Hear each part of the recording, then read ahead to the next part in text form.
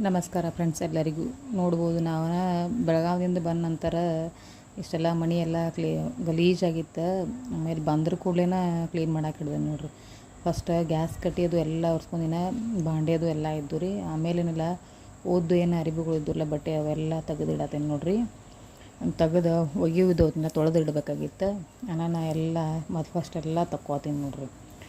ಇವೆಲ್ಲ ಭಾಳ ಇದ್ದರು ಬಟ್ಟೆ, ಬ್ಯಾಗೆಲ್ಲ ಫುಲ್ ತುಂಬಿದ್ದಿತ್ತು. 3-4 ಜನದ್ದು ಬಟ್ಟೆ ಇದ್ದು ಒಗೆಯವ್ರೆ.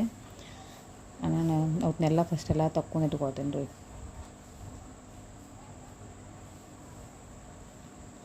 ನೋಡ್ಬೋದು ನೀವು, ಭಾಳ ಅಂದ್ರೆ ಭಾಳ ಇದ್ದು ರೀ. ಆ ದಿನ ಬಂದ್ರ ಕೂಡಲೇ ಹಿಡ್ದೇನೆ ನೋಡ್ರಿ. ಮಧ್ಯಾಹ್ನ ಏನು ಬಂದಿರಲಿಲ್ಲ. ಆಮೇಲೆ ಮಧ್ಯಾಹ್ನ ನಂತರ ಏನು ಕ್ಲೀನ್ ಮಾಡಕ್ಕೆ ಹಿಡ್ದೇನದ, ಸಾಯಂಕಾಲ ಅದು ಇದು ಆಗೈತೆ ರೀ, ಕ್ಲೀನ್ ಮಾಡೋದು ಆಗೈತೆ ರೀ. ಎಲ್ಲರೇ ಹೋಗಿ ಬಂದ್ರೆ ನೋಡಿರಿ, ಈ ಅಳತಿ ನಿಂತೀನಿ ರೀ. 1-2 ದಿನ ಹೋಗೋದು ರೀ. ಆಮೇಲೆ ಬಂದು 1-2 ದಿನ ಮನೆ ಕ್ಲೀನ್ ಮಾಡೋದು, ಆಮೇಲೆ ಬಟ್ಟೆ ತೊಳೆಯೋದು, ಅವನ್ನೆಲ್ಲ ಸರಿಯಾಗಿ ಜೋಡಿಸಿಡೋದಂದ್ರೆ ಸಾಕಾಗಿ ಹೋಗುತ್ತೆ. ನೋಡ್ಬೋದು ನೀವು ಎಷ್ಟು ಅದಾವ. ಅವನ್ನೆಲ್ಲ ತಂದು ಹೊರಗೆಲ್ಲ ತಂದು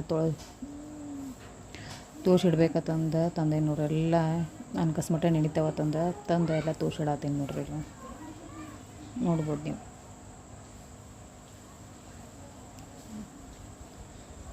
ಹಂಗೆ ನನ್ನ ವಿಡಿಯೋ ಯಾರೆಲ್ಲ ಇಷ್ಟ ಆಗತ್ತೆ ಅವರೆಲ್ಲರೂ ಸಬ್ಸ್ಕ್ರೈಬ್ ಮಾಡಿ, ಲೈಕ್ ಮಾಡಿರಿ. ಆಮೇಲೆ ಶೇರ್ ಮಾಡೋದಂತೂ ಮರೆಯಬೇಡ್ರಿ.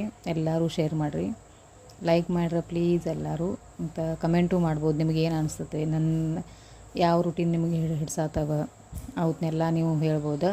ಇನ್ನು ಹಿಂಗೆ ವ್ಲಾಗ್ ಸ್ಟಾರ್ಟ್ ಮಾಡ್ದಂಗಂತೂ ಇನ್ನು ಹಿಂಗೆ ಹೊರಗೆ ಅಡ್ಡಾಡೋದಾಗಲಿ ಮನೆ ಇದಿಷ್ಟ ಆಗತ್ತದ ರೀ. ಇನ್ನು ಸ್ಟಿಚಿಂಗ್ ವಿಡಿಯೋದು ಏನು ಹಾಕಿಲ್ಲ, ಮಾಡೇ ಇಲ್ಲ ನಾನು ರೀ. ಅದಾವ್ರಿ ಸ್ಟಿಚಿಂಗ್ ವಿಡಿಯೋದು, ಅವೆಲ್ಲ ಇನ್ನು ಇದೆಲ್ಲ ಒಂಚೂರು ಸೆಟ್ ಆದ ನಂತರ ಆಮೇಲೆ ಅದನ್ನ ಹಿಡಿಬೇಕಂತಂದು ಅವನ್ನೇನು ನಾ ಇನ್ನೂ ವಿಡಿಯೋನೂ ಮಾಡಿಲ್ಲ, ಏನೋ ಹಿಡ್ದೇ ಇಲ್ಲ. ನಾನು ಸ್ಟಿಚ್ ಮಾಡೋಕ್ಕೂ ಏನು ಹಿಡ್ದಿಲ್ಲ ರೀ.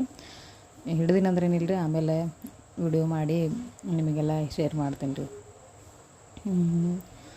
ಇದು ನೋಡ್ಬೋದು, ಭಾಳ ಅಂದ್ರೆ ಭಾಳ ಇದ್ದು ರೀ. ಹಂಗಾಗಿ ಅದಕ್ಕೆ ಫಸ್ಟ್ ಇವನ್ನೆಲ್ಲ ಮಾಡತ್ತೀನಿ ರೀ. ಇನ್ನೊಂದು 2 ದಿನ ರೀ ರೂಟೀನ್ ಕುಂದ್ರೂತನ ಅಷ್ಟು ಒಂಚೂರು ಇದನ್ನ ಹಾಕತ್ರಿ. ಇನ್ನು ಮಕ್ಕಳು ಶಾಲೆಗೆ ಹೊಂಟ್ರಂದ್ರೆ ಆ ರೂಟೀನ್ ತಾನ ಕುಂದ್ರತ್ತೆ. ಅಷ್ಟೆಲ್ಲ ಅರ್ಬಿ ಎಲ್ಲ ಒಗೆದು ಹಾಕಿ ತೊಳೆದು ಬಂದೀನಿ ರೀ. ಆಮೇಲೆ ಬಂದು ಸಾಯಂಕಾಲ ಆತು ಬಂದಿತ್ತು. ನಾನು ಫಸ್ಟೆಲ್ಲ ಕಸ ಗುಡಿಸ್ಬೇಕಂತಂದು ಕಸ ಗುಡ್ಸತ್ತೆ ನೋಡ್ರಿ ಎಲ್ಲ ರೂಮೆಲ್ಲ ರೀ. ಭಾಳ 1-2-3 ದಿನ ಬಿಟ್ಟು ಹೋಗಿದ್ರಲ್ಲೇ ರೀ. ನಾನು ಅದು ದೂಸೋದು ಎಲ್ಲ ಒಳಗೆ ಭಾಳ ಇತ್ನಾಗಿತ್ತು ರೀ. ಅದಕ್ಕೆ ಇವನ್ನೆಲ್ಲ ಫಸ್ಟೆಲ್ಲ ಕಸ ಗುಡ್ಸ್ಕೊತೇನೆ ನೋಡ್ರಿ.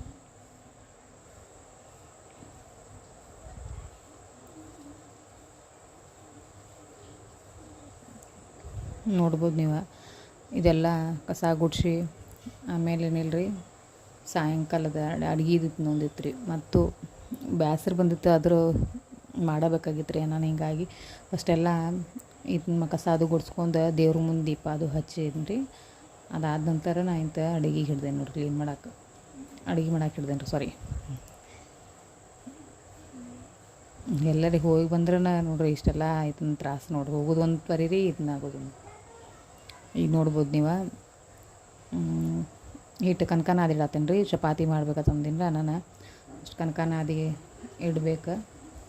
ಆಮೇಲೆ ಇಂಥ ಉಳ್ಕಾದ ಪಲ್ಯ ಅದು ಮಾಡೋಕನ ಅಂದರೂ ಕನಕ ನೆನೆದಿತ್ತಂದು ನಾದಿಟ್ಟೇನೆ ರೀ. ಈಗ ರೈಸ್ ಕುಕ್ಕರ್ ಹಚ್ಚಾಕ್ತೀನಿ ರೀ. ಫಸ್ಟ್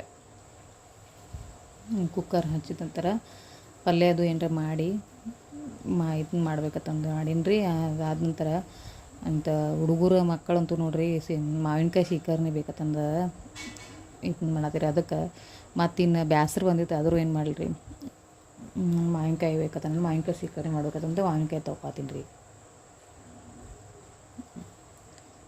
ಬದ್ನಿಕಾಯಿ ಪಲ್ಯ ಅಷ್ಟು ಮಾಡೀನಿ ರೀ. ಏನು ಡೀಟೇಲಾಗಿ ಅಂತೇನು ಭಾಳ ಏನು ಇದು ಮಾಡಿಲ್ಲ ರೀ. ಅಷ್ಟೇ ಶಾರ್ಟ್ ವಿಡಿಯೋ ಮಾಡಿ ಇದನ್ನ ಮಾಡೀನಿ ನೋಡಿ, ತೋರ್ಸೀನಿ ನಿಮಗೆ ರೀ. ಬದ್ನಿಕಾಯಿ ಪಲ್ಯ ಶೀಕರ್ಣಿ ಚಪಾತಿ ಮಾಡ್ಬೇಕಂತಂದು ಬದ್ನಿಕಾಯಿ ಕಟ್ ಮಾಡ್ಕೊತೀನಿ ರೀ.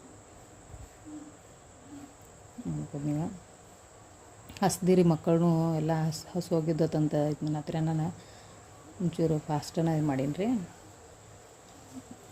ನೋಡ್ಬೋದು.